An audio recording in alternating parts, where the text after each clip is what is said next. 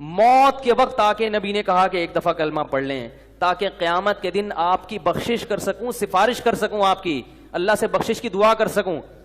कैसा दिल मचलता होगा ना। अबू तालिब को ख्याल आया कलमा पढ़ने का। कुरैश के जो सरदार थे उन्होंने अबू तालिब को देखना शुरू कर दिया कि कलमा, कितना गुस्सा आया होगा नबी को उन सरदारों पे कि मेरा चचा जिसने मेरी इतनी कफालत की, मुझसे इतनी मोहब्बत की, आज वो मेरे सामने जहन्नम की आग में दाखिल हो रहा है और ये कमबख्त खड़े हुए उसको वरगला रहे हैं। अबू तालिब ने चंद अशार कहे कि अगर मुझे ये डर ना होता कि अरब कहेंगे कि सारी जिंदगी इस्लाम नहीं लाया, मौत के वक्त मौत के डर से बाप दादा का दीन छोड़ दिया, ये डर ना होता तो आए मोहम्मद आज मैं तेरी आंखें कलमा पढ़ के ठंडी कर देता। माने हम तरीक की हर मोर्रख की बात, लेकिन अगर दुश्मनी अहले बैत में ना लिखे। रवायत एक ही है, एक ही रवायत, इसके अलावा दूसरी रवायत बाबा जी मौला की इज्जत कसम हजरत अबू तालिब के माअज़ल्लाह कुफ्र पे जो ये साबित करते हैं, एक ही रवायत।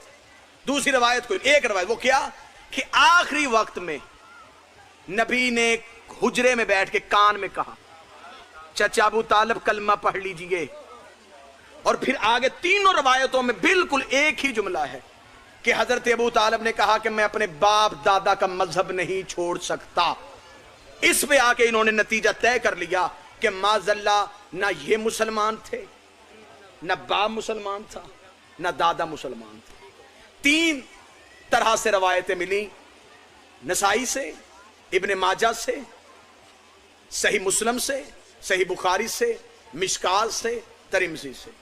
जितनी मुसलमानों के नजदीक मोतबर कुतब हैं उसमें तीन रवायतें मिली, तीनों रवायतें मुख्तलिफ सहाबियों से।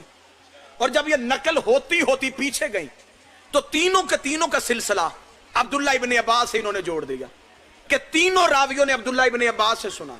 वो कहते हैं कि मैंने देखा कि नबी कह रहे थे और मैं देख रहा था। तीनों सहाबियों ने अब्दुल्ला इब्ने अब्बास से, नौकर की मेहनत अच्छी लगे दुआ सदा से वसूल करनी है, तीनों रावियों ने हजरत अब्दुल्ला इब्ने अब्बास का हवाला दिया कि अब्दुल्ला इब्ने, किसी और का हवाला तो दे नहीं सकते थे, इन्हें हवाला ही हाशमी चाहिए था, क्योंकि जब हजरत अबू तालिब की रहलत हो रही उस वक्त तो कोई भी मुसलमान नहीं है, लिहाजा इन्होंने हाशमियों के घर से रावी लेना था। हाशमियों के घर से इन्हें रावी एक ही मिला कि अब्दुल्ला इब्ने अब्बास कहता है कि मैं देख रहा था और नबी कह रहे थे, और अबू तालिब इशारा करके कह रहे थे मैं बाप दादा का मजहब नहीं छोड़ सकता। जब हजरत अबू तालिब की रहलत हुई अब्दुल्ला इब्ने अब्बास की तो उम्र ही 2 साल थी, 2 साल की उम्र थी अब्दुल्ला इब्ने अब्बास।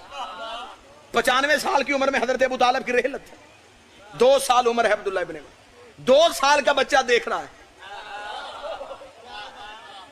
2 साल के रावी की तूने बात मानी कि 2 साल के बच्चे ने देखा कि रसूल ने कान में कहा कलमा पढ़ ले, और अबू तालिब ने कहा मैं बाप दादे का मजहब नहीं छोड़ सकता, डूब के मर जा। 2 साल के बच्चे की बात तुझे याद रह गई, और जो फलानों के मिंबर पे 1.25 लाख में हाथ पकड़ के दिखाया,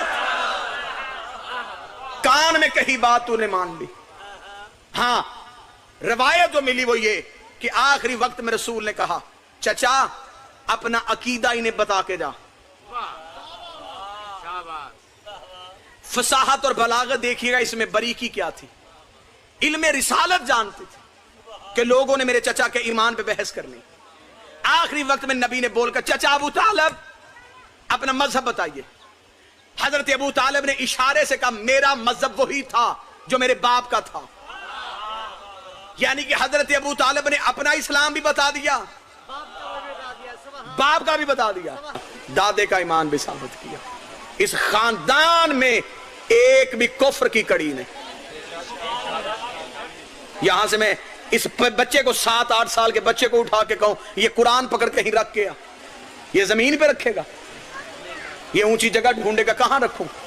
7 साल के बच्चे को पता है मैंने कुरान कहां रखना है। अल्लाह को पता ही नहीं था कि मैंने मोहम्मद को किस गोद में रखना है।